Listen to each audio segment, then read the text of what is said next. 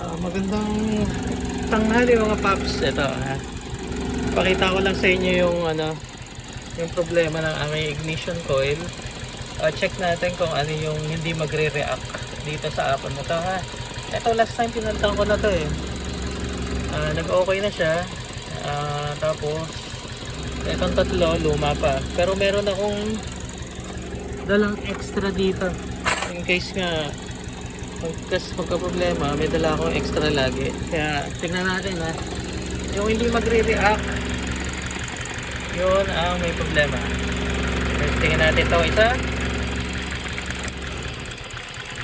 mag-react. Itong bago mag-react. Itong pangatlo mag-react. Itong pang-apat hindi siya nag-react, so malamang ito. Palta muna natin itong pang-apat dito sa palta muna natin bali ito yung aking extrang dala. Meron akong bago denso din siya. Ito yung init, ito yung hindi nag-react. Ito yung palta natin. Mukhang pundido na. Yan.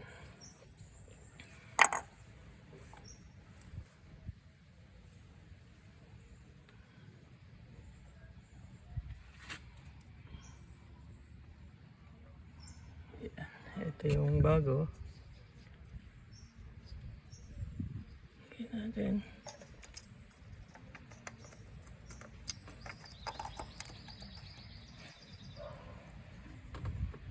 Yun yung bago. Ito yung luma.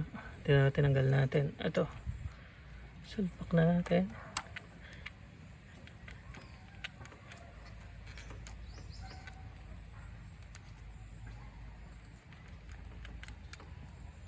Medyo mainit lang yung makina.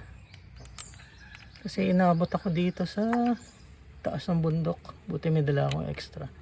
Mukhang bibili ulit ako ng bagong pang-abang. Ayan, testingin na natin Ito. Susi na natin. Testingin natin kung okay siya. Kung hindi na mangangatal. Yung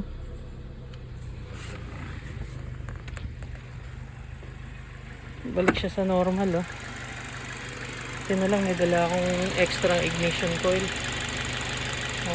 Bibili pa ako na isa. May extra nga mga paps. Sana may natutunan kayo. Pa-subscribe and like naman ang aking channel para sa susunod na mga videos. Maraming salamat. God bless.